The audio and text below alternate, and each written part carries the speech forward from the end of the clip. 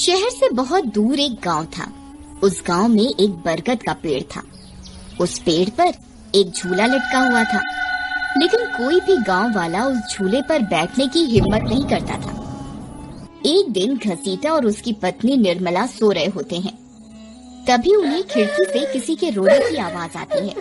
इस वजह से घसीटा की नींद खुल जाती है। अरे ये कौन है?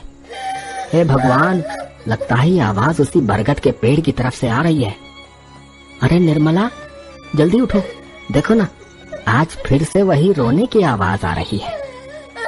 हे भगवान, ये रोने की आवाज तो उसी झूले की तरफ से आ रही है। तुम डरो नहीं, मैं अभी देखता हूँ। फिर घसीटा खिड़की की तरफ जाता है तो उसकी आंखें फटी की फटी रह जाती हैं। उसे झूले पर एक औरत दिखाई देती है। उसने सफेद रंग की साड़ी पहनी होती है और रो रही होती है। अरे निर्मला, जल्दी यहाँ आओ, देखो झूले पर कोई बैठा हुआ है। फिर निर्मला भी जल्दी से खिड़की की ओर जाती है और उस औरत को देखने लगती है। अजी, ये वही चुड़ैल तो नहीं जिसने इस झूले पर अपना कब्जा कर रखा है? तुम्हारा दिमाग खराब तो नहीं हो गया? वो सिर्फ एक औरत है। अजी, भला रात के 2 बजे कौन पेड़ के नीचे झूला झूलता है? अब तुम रुको, मैं अभी बाहर जाकर देखता हूँ।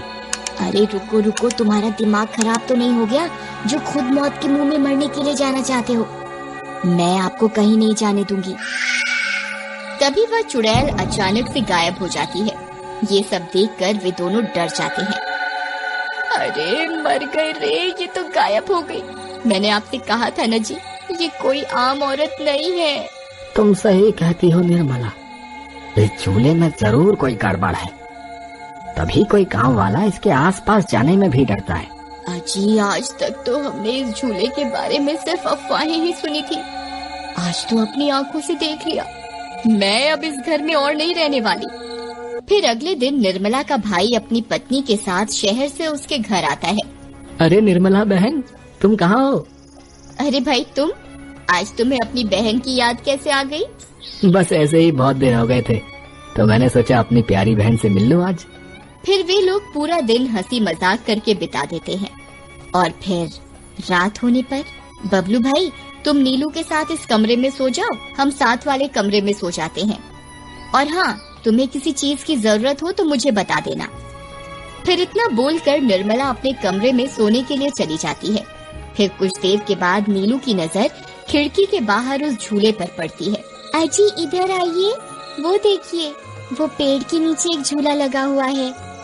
हमारे शहर में तो ऐसा कहीं देखने को नहीं मिलता। चलिए ना, मेरा बहुत मन है झूला झूलने का, चलिए ना। अरे रुको रुको, अभी तो रात हो गई है, सुबह होते ही झूल लेना, अभी सो जाओ। फिर इतना बोलकर बबलू सोने चला जाता है, लेकिन नीलू उसी झूले को देखती रहती है। अजी सुनिए ना, चलिए ना, मेरा बहुत मन है। लेकिन बबलू नीलू की बात को अनसुना कर देता है और सो जाता है। फिर नीलू सोचती है, अरे ये झूला तो एकदम घर के पीछे ही है, मैं खुद ही चली जाती हूँ। फिर इतना सोचकर नीलू घर से अकेले ही निकल पड़ती है और सीधा उस झूले के पास पहुँच जाती है। अरे वाह, जैसा मैंने सोचा था ये तो बिल्कुल वैसा ही निकला। आज तो मजा ही आ गया। फिर नीलू उस झूले पर बैठ जाती है और झूला झूलने लगती है और गाना गाने लगती है। पंछी बनूं, उड़ती फिरूं मस्त गगन में, आज मैं आजाद हूँ दुनिया के चमन में।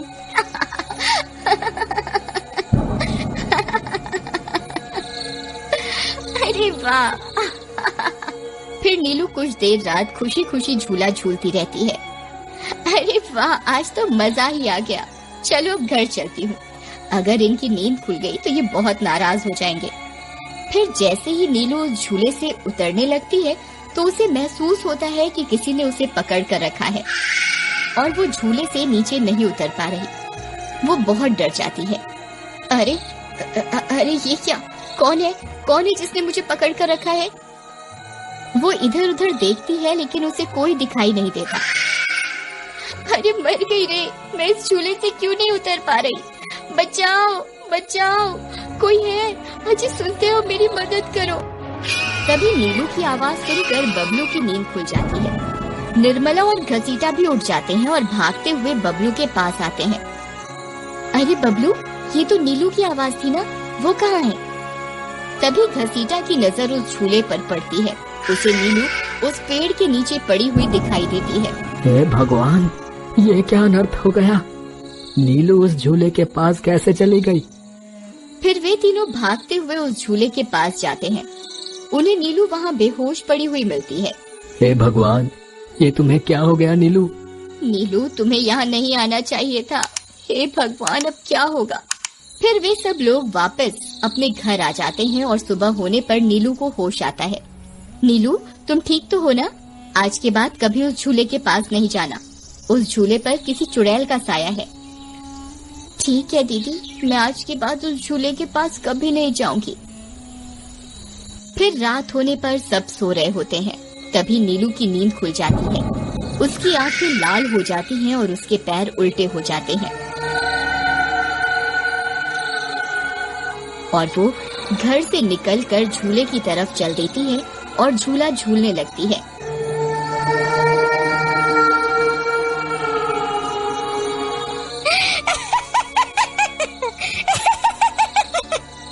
उसकी हंसी सुनकर उन सब की नींद खुल जाती है।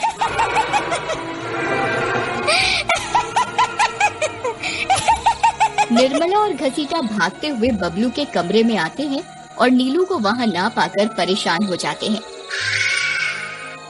हे भगवान, अब ये नीलू कहाँ चली गई?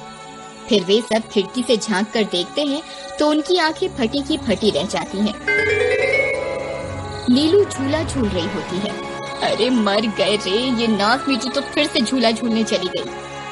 अरे बेवकूफ बबलू, अपनी पत्नी को संभाल कर नहीं रख सकता क्या? देख, तेरी पत्नी आधी रात को कैसे झूला झूल रही है। दीदी, मुझे माफ कर दो। मैंने इसे समझाया भी था कि उस झूले की तरफ कभी मत जाना। अरे जल्दी चलो, हमें अभी नीलू के पास जाना होगा, कहीं कोई अनर्थ ना हो जाए। फिर वे तीनों भागते हुए उस झूले के पास पहुंच जाते हैं। ए नाक मीठी नीलू, चल जल्दी से इस झूले से नीचे उतर। तुझे कल भी समझाया था ना, इस झूले की तरफ नहीं जाना। एक बार में समझ नहीं आता क्या?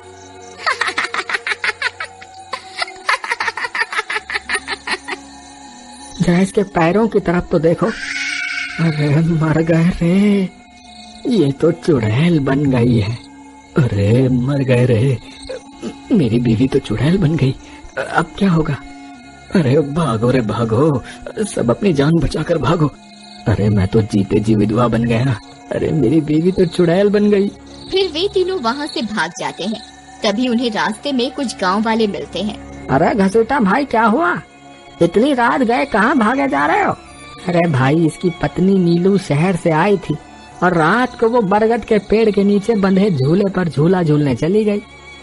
अब उस चुड़ैल ने उसके शरीर पर अपना कब्जा कर लिया है। हे भगवान, ये क्या अनर्थ हो गया? चलो हम सब मिलकर अभी वहाँ चलते हैं। फिर वे सब गांव वाले मिलकर वहाँ पहुँच जाते हैं। नीलू अभी भी झूला झूल रही होती है। ए चुड़ैल, बस बहुत हो गया। तूने हम गांव वालों को बहुत परेशान किया है। तेरी वजह से कोई भी रात को इस रास्ते से गुजरने की हिम्मत नहीं करता था, लेकिन बस आज तेरा खेल खत्म करके ही रहेंगे। चलो भाइयों, आज इस चुड़ैल को जिंदा नहीं छोड़ना, बता रहे हैं। भाइयों, हमें इस झूले को इस पेड़ से काट कर अलग करना होगा। फिर कुछ गांव वाले खंजर से झूले की रस्सी तोड़ देते हैं। झूला टूटते ही नीलू नीचे गिर जाती है और चुड़ैल गुस्से में नीलू के शरीर से बाहर निकल जाती है। हे गांव वालों, ये तुमने सही नहीं किया, अब तुम सब मरोगे। भाई जल्दी से इस झूले में आग लगा दो, हो सकता है इस झूले के जलने से ये चुड़ैल भी मर जाए। तभी एक गांव वाला उस झूले को आग के हवाले कर देता है। उस झूले में आग लगते ही वह चुड़ैल भी तड़पने लगती है और कुछ ही देर में वो भी जलने लगती है। मैं किसी को जिंदा नहीं छोड़ूंगी। अरे अरे मर गई रे। गांव वालों, मैं तुम्हें जिंदा नहीं छोड़ूंगी, मैं वापस आऊंगी। फिर देखते ही देखते चुड़ैल जलकर राख हो जाती है और गांव वालों को उस भूतिया झूले से छुटकारा मिल जाता है।